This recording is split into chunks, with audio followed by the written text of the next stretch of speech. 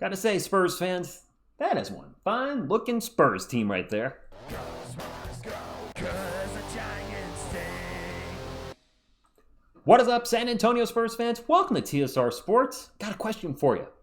Could this be the Spurs starting lineup in 5 years? I know. TSR, what are you doing? Let's talk about now, not the long term, but I was playing around with this thumbnail yesterday, thinking about the Spurs' next dynasty. Is this the lineup? And then, oddly enough, Miss TSR sent me an article from Fadeaway World about building as opposed to win now.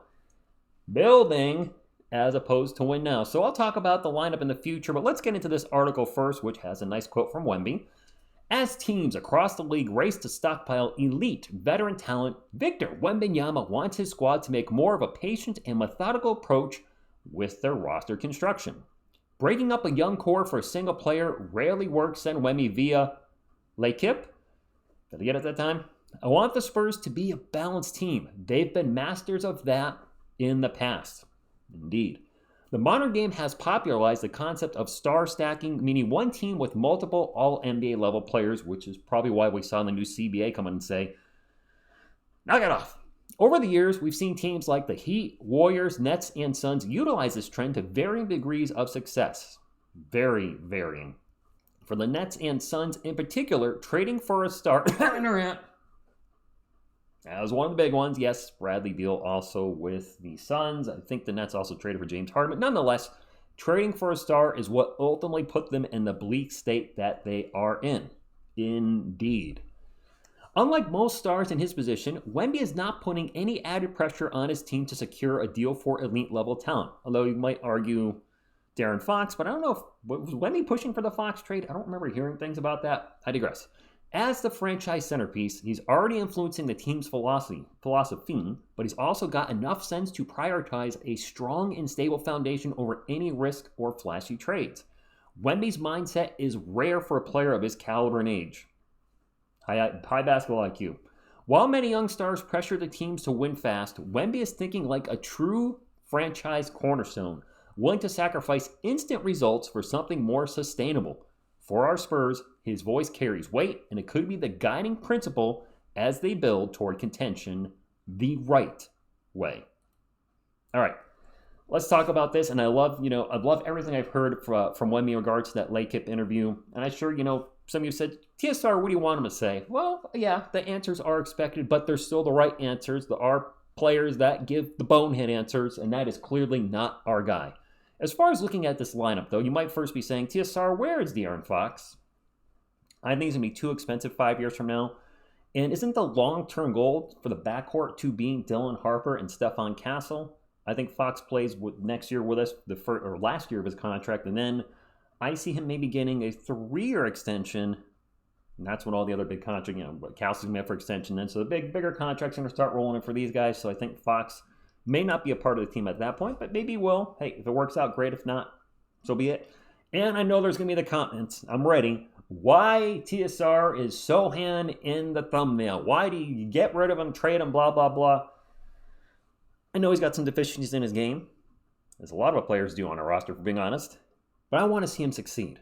I want to see him succeed because when I look at this lineup, one thing that I immediately love is this is all homegrown talent. These are all lottery picks from left to right. Castle drafted 4th. Bryant, Castle drafted 14th.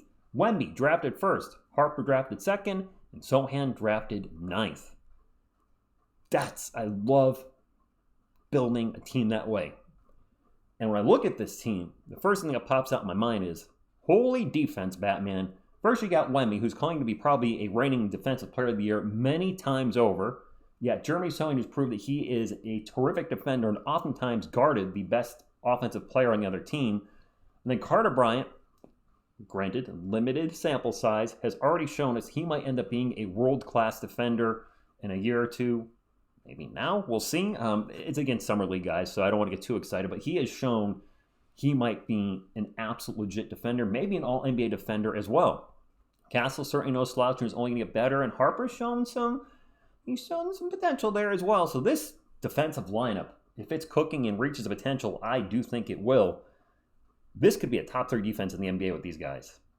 As far as offense, no rim should be safe, as every one of these guys here can score in the paint. We have some terrific above-the-rim finishers as well, with, of course, Wemby being ridiculous because he's 7 foot forever. As far as concerns with our future dynasty, of course, the big thing that jumps out is the three-point shooting. Wemby is getting better at the three-point shot, going to be a high-volume three-point shooter. When I look at the rest of the guys, I have a whole lot of question marks. Bryant was a good three-point shooter in college, was he not? Like 37%, maybe a little more. Drawing a blank on his actual number, but he has clearly not adjusted yet to the NBA three. Harper's shown potential in three-point land, but hasn't quite achieved it in a little bit. We've seen it. I know, small sample size. Castle, terrible three-point shooter last season, but we see he's putting the work in with the guard whisper. Sochan's been a bad three-point shooter his whole career, but at least we are seeing in his training videos that weird hitch is pretty much almost gone. So there is potential. And if all these guys can get to their potential, and yet use word potential because they're all young. We have 2 rookies, 1 player that's going into year 2, 1 player that's going into year 3, and 1 player that's going into year 4. They're all, I believe, 22 or less. I think Sochan's the oldest, will be 22 this season. This is a very, very young core, so there's a lot of time to develop. Obviously, we don't wait 5, 6, 7, 8, 9 years from the develop, but there's time to develop. And the other thing that I kind of think about when I look at this lineup, Spurs fans, is do we have enough size with this lineup? Wemby's, of course, a giant. Sochan at power forward, 6'8"-ish. I think that's big enough, and I think Bryant's certainly going to be big enough at the 3. I think he's just under 6'7", but he's got a good wingspan. And I think our backcourt will certainly be big enough with Castle and Harper. So I think we're going to have just enough size. There might be lineups that we struggle with size-wise, but there's also going to be lineups that we're going to be mismatched. So I think we have just enough size. And then the long-term question, moving way ahead, is will the Spurs be able to pay everybody? One caveat with high draft picks is their rookie contracts are larger to start than lower picks, but they're only going to get bigger as time progresses. Wemby's got a big contract coming up, then you're going to have Castle follow, Sochan's got an extension we're waiting on right now, and then eventually Harper and Bryant will be up for extension too. So that's going to be probably my biggest concern, is keeping this core together. Can they make it work financially?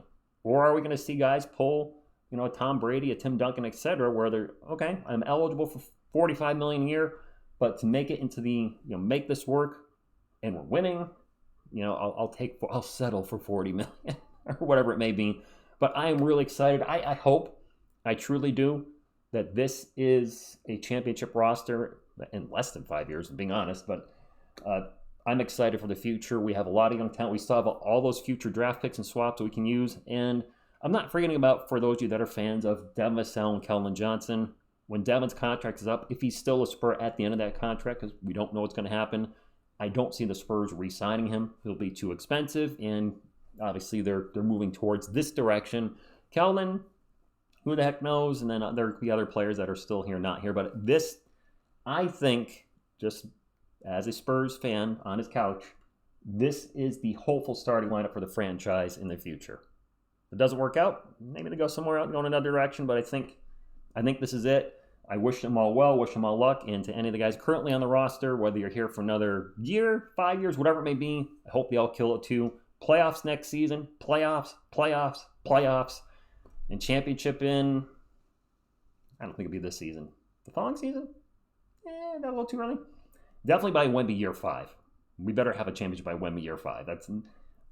Otherwise, we're doing something wrong. That's all I got. I'm starting to ramble at the end. Drop a comment down below. Do you see this as well as the Spurs dynasty? Is this the 5 that will carry the torch of greatness that's been laid by David Robinson, Tim Duncan, Tony Parker, Manu Ginobili, and others? Is this it?